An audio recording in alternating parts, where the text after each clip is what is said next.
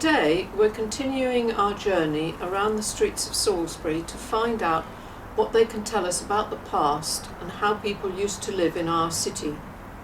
In this episode we're getting closer to the present day, so there will be more that you will recognise, and you may be able to talk to members of your family about their memories of the streets we're looking at today.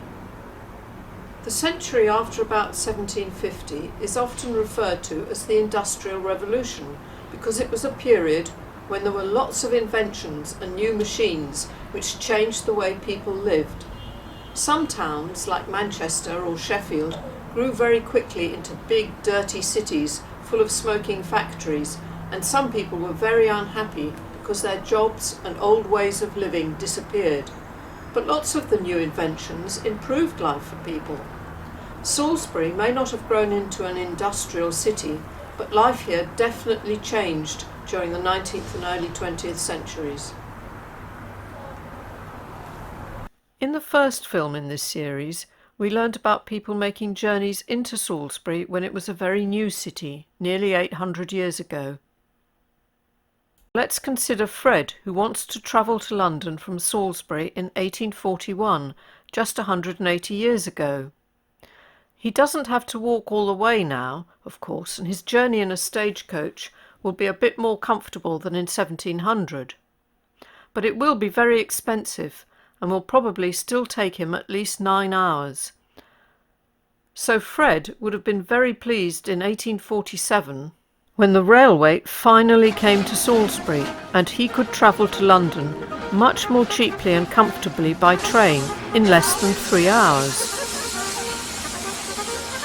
Perhaps Fred was one of the guests at the big party held at the White Hart Hotel to celebrate the arrival of the railway. In fact, the railway was so successful that there were 2 companies that ran lines into Salisbury: the Great Western Railway and the London and South Western Railway, with 2 stations.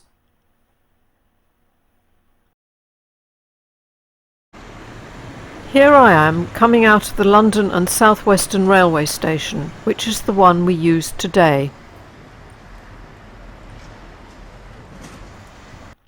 The famous engineer Isambard Kingdom Brunel designed the Great Western Railway station, which is now used for the Railway Social Club. But you can still see where there would have been a platform behind the building. And if Fred, or his son, young Fred, was a farmer, he would have been pleased in 1859 when a railway line linked the station via this bridge into the market, so he could take livestock to and from market more easily. But not all train journeys ended happily. In 1906, a train carrying mainly American travellers from Plymouth to London went through Salisbury station too quickly and crashed. 28 people were killed and 11 were hurt. The President of the USA actually wrote a letter to the doctors and nurses in Salisbury to thank them for treating his countrymen.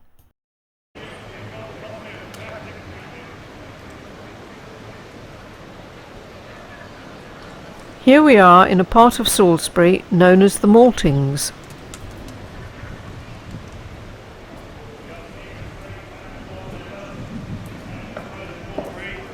Now there are lots of shops and a supermarket here. But why was it called the Maltings? And what does that mean?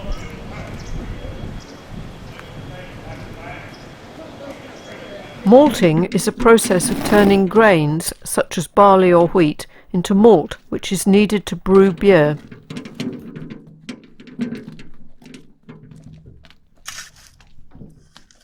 The grains are allowed to sprout, then dried out and roasted. There were several breweries in Salisbury and lots of pubs, and many of these would have brewed their own beer, so they all needed malt. And if the place where grain was malted was near a railway, that made it much easier to transport all the grain. Here is a map showing the railway and the maltings in around 1880. And here they are superimposed on a modern aerial photo.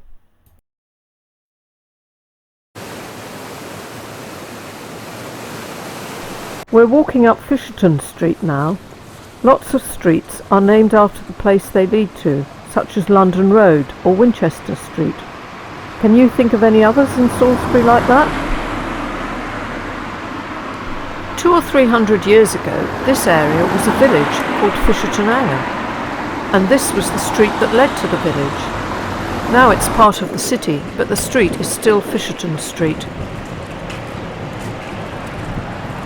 In our earlier films, you will have learnt a bit about what it was like to live in Salisbury when it was a new city. Can you name all 5 rivers that meet in Salisbury?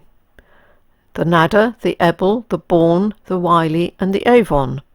Did you know that the word Avon means river in Welsh and other Celtic languages, so the River Avon is the river? Because we had so many rivers, people thought it was a good idea to make open channels running through the streets to carry away all their rubbish into the rivers and away to the sea. Remember, no one had a flushing lavatory or running water in their house, so things got quite smelly. The channels got so full of all the rubbish that diseases spread and lots of people were dying. At about the same time as Fred was travelling to London on the new railway, a doctor in Salisbury called Andrew Middleton realised that these diseases were caused by the sewage and dirt from the open channels getting into water in wells that people would drink. He said that the open channels should be filled in and proper sewers built. Lots of people said this was too expensive, but in the end they had to do it, and by 1854 Salisbury had proper sewers. Can you think of a street in Salisbury whose name reminds us of all those old open channels?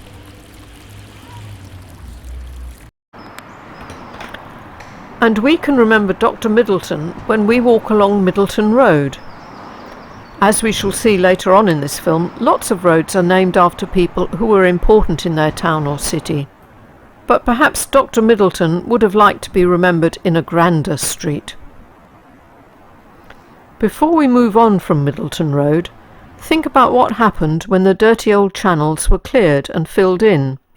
The workmen found lots and lots of objects, and it was decided to put them on display in the museum, where you can still see them today. How many things in this picture can you name? What would you do if you dropped your key or a toy into the dirty water?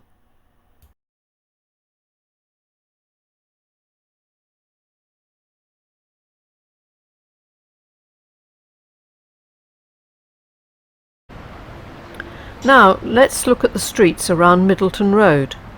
What are the houses like? Who do you think might have lived here 150 years ago? How many people in each house? The houses are all close together, so lots of families could live in just a few streets. Let's imagine Joe and his wife Martha and their children in one of these houses. Joe will need to go out to work. Perhaps he works on the railway, which is nearby. Or Gas Lane. Is this a clue?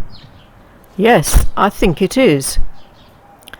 In this area of Salisbury in the 1830s, 10 or so years before Fred got on the train to London, Salisbury Gasworks was opened. Lots of men, like Joe, were needed to work in the gasworks. And what did the gasworks do? The clue is in the name of the company, the Salisbury Gas, Light and Coke Company. For a very long time, people had used candles to light their homes, but by the 1830s, people were able to make gas from coal. Coke is what is left after this process. We use gas flames to cook our food, but in Joe's time, the flames from burning gas were used in street lights, and later to light homes.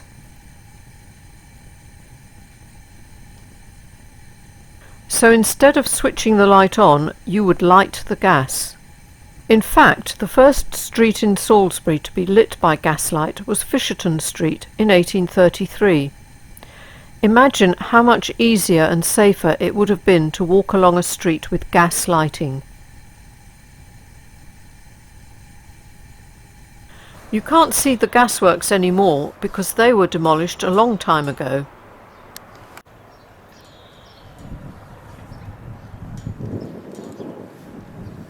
But you or your family might remember the gas holder, which only went a few years ago. I don't suppose the houses like Joe's had gas lighting for a very long time. They certainly didn't have bathrooms, and even in the 1950s their toilets were outside, and the houses were quite damp and uncomfortable and smelly from the gasworks nearby. I'm sure they're much nicer and more comfortable now. Do you remember in our first film we looked at the routes taken by drovers bringing animals into Salisbury, walking along ancient routes? Here's some more evidence of that in one of the streets near the gasworks. It's called Cold Harbour Lane and refers to something much older than the houses we now see here. The drovers bringing their sheep into the city needed somewhere to shelter and sleep along the way, but they couldn't afford a fancy hotel, especially with a flock of sheep.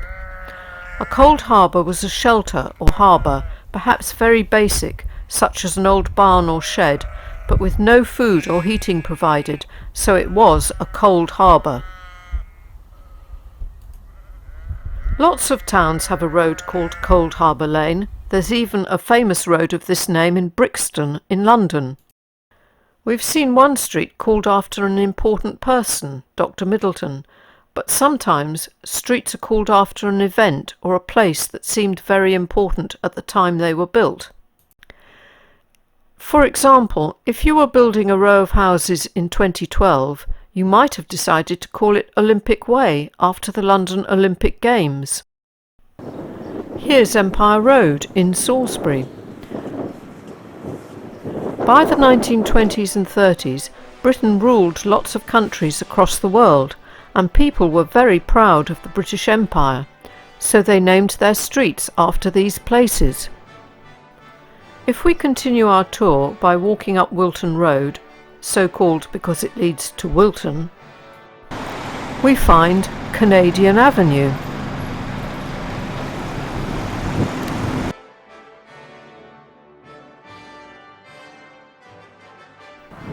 Australian Avenue.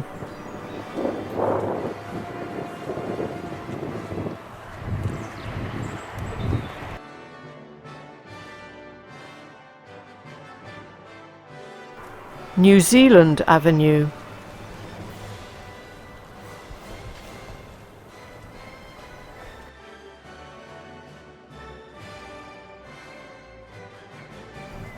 And India Avenue.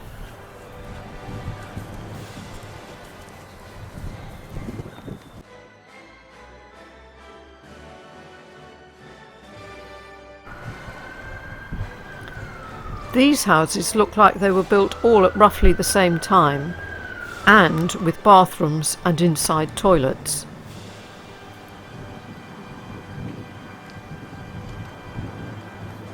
Opinions and feelings change over time, and grown-ups you talk to today might not feel the same pride in the British Empire.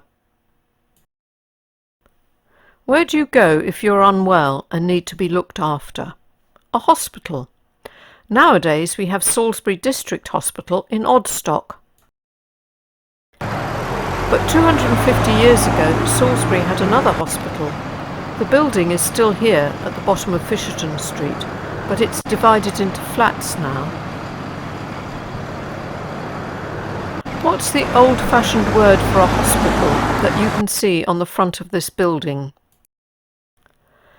As we have seen on our walk today, Salisbury was growing throughout the 19th and 20th centuries, so the managers of the hospital knew that it should grow too, and they bought some land along Castle Road, opposite Victoria Park. Who do you think the park was named for? Yes, Queen Victoria. And can you find out the name of the person who inspired it? The hospital managers thought that it would be a good idea to build a big new hospital on this land in an area called Butts Farm. But when they found out how much it would cost, they changed their minds and sold off plots of the land to build houses. So these houses are similar in date to those in the Empire Road area. But what are the streets called? They're called after the names of the wards in the hospital. And these were generally the names of the people who had given money to build the hospital in the first place. So these are some more roads named after important local people. John Bartlett gave £9,579 in 1819. Lord Anthony Feversham left £500 in his will in 1763.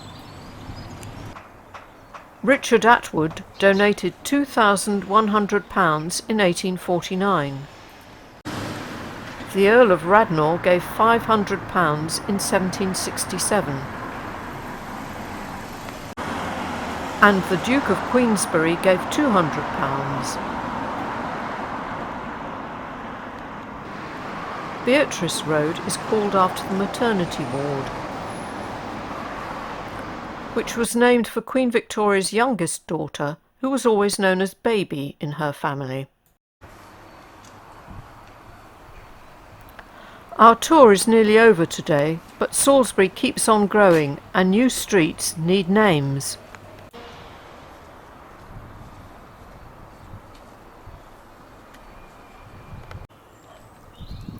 In 2014, the centenary of the beginning of the First World War, the Salisbury Journal reported that names from the Laverstock War Memorial in St Andrew's Church would be used for streets in a new development at Bishopdown.